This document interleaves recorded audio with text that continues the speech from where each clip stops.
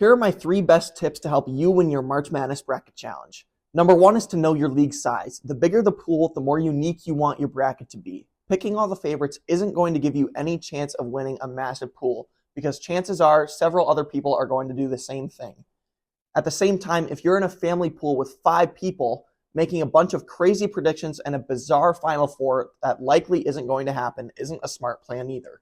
Understanding your league size is a key factor that should direct you on how risky to get your picks.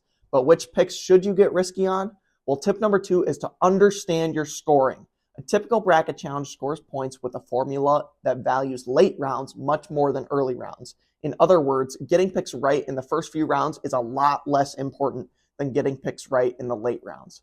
Variance in late rounds doesn't win you pools. Variance in early rounds does. A March Madness bracket can get close to nothing right in the early rounds, but if it picks the Final Four or champion right, it ends up being a great bracket.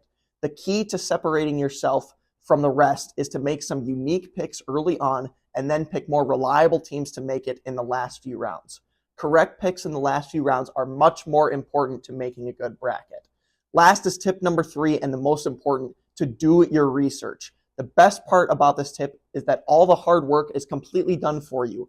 Your 2 best friends for this tip are looking at the odds of every team winning along with looking at the people's bracket on the ESPN Bracket Challenge. Here you can compare every team's chances of winning compared to how many teams are actually getting picked. Make sure to turn on notifications for my next video explaining exactly how to execute tip number 3.